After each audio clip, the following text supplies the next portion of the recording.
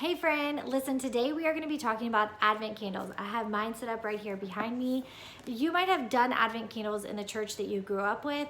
Maybe you've already done them in your house before, or maybe you heard about them in my book, Sacred Holidays, or maybe you're doing one of our amazing Advent studies. He is our for all. Either way, whatever your context is with the Advent candles, this video is meant to give you a quick understanding of why we use Advent candles, how to use Advent candles, and I hope to give you the best sales pitch so that you do that this year. I get asked all the time because I clearly love the holidays so much. I wrote an entire book about all of them. Is how do I make Christmas more meaningful? What does that look like in my everyday life to make it be less focused on the chaos and more focused on Jesus?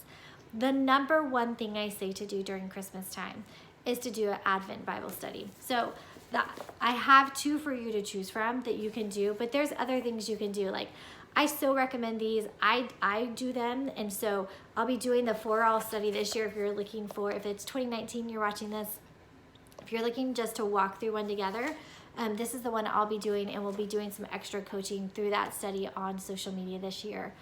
The number one thing you can do is, as a Christ follower, as someone who is following Jesus, is to follow him through his word, and to be, if the word is the breath of God, if the word gives us instruction and all those things, it allows an invisible and seemingly silent God to all of a sudden be quite visible and incredibly audible. So the number one thing you can do, friend, is to do an Advent Bible study. But the number two recommendation that I give you is to do Advent candles. This has been the most significant change for me personally. And so in the same way, I'm looking over here because today is decorating day in our house. I'm so excited. It's finally here.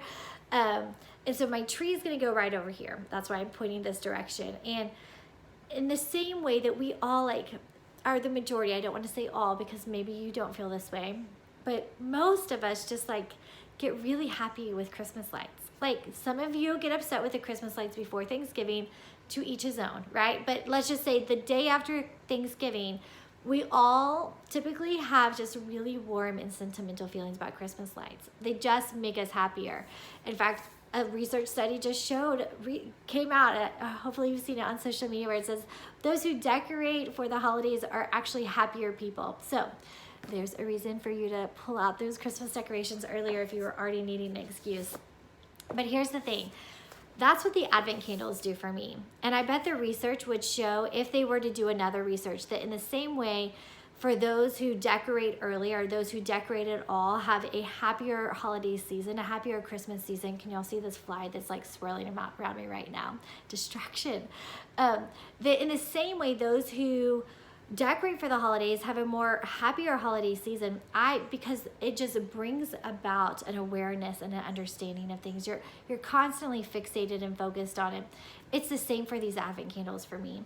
That having them lit has changed my whole perspective. It's a constant reminder of what is happening in the season that I'm celebrating. So I explain it in the book, I explain it in your Advent studies, but I want to explain it a little bit further here in case you have any questions. And then, of course, if I didn't answer your specific question, listen, reach out anytime. You can email me at hello@beckykiser.com. You can DM me on Instagram. I'm at beckykiser.com. At Facebook, I'm really terrible at responding to, plus there's the whole spam thing. I don't know how that happens. So don't ever message me there. Send me something at one of the other two places, and I promise I'll either reply to you directly. I'll just go ahead and do a quick little Insta story to explain it, or a Facebook Live to help other people, because if you're asking a question, most people are asking the same one. So if I don't answer today, ask, okay? So why do we do Advent candles? Well, I already told you, it engages our heart.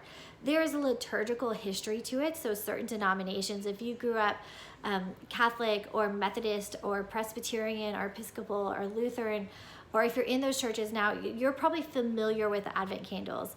Non-denominational churches and Baptists, some churches are starting to get around them too, as Advent became a little bit more popular or trendy, or more accepted in non-liturgical denominations. So we're kind of familiar now with the word Advent. We're even familiar with seeing churches of all denominations doing Advent candles. But what I would encourage and challenge you to do is to do it in your own home as well. And where you set out 5 candles, because it's going to remind you and walk you through the reason why we do it. So in how it is it's this. You have 5 candles, but it can look however you want. It could be any 5 candles. I personally recommend battery operated candles for anyone that is forgetful or has small children in your house. My first year, maybe it was my second year to do Advent candles, I used a real flame. And a friend of ours came over with their toddler, and I put the candles right in front of my TV, because I was like, I'll put them in front of my TV, and instead of focusing on movies, I'll focus on Jesus is coming. It was a little overkill, but it was good intention, good intentions. But anyway, so I had it on my TV down lower on the TV stand, and this 2-year-old came up and grabbed it. We just didn't have older kids yet, so I didn't know. Grabbed it, and you guys, she poured the wax all the way down her clothes. Thankfully, she was totally fine, and then dropped the candle on my rug. And thankfully it went out right before that happened. So I always feel like it is my mission now to tell people, and thankfully in my situation, the child was fine and everything else was fine.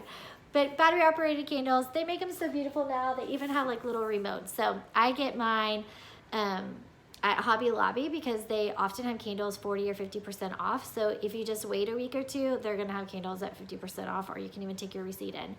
And then Target has them, but Amazon, I mean, you guys, you could get it on Amazon and it's done.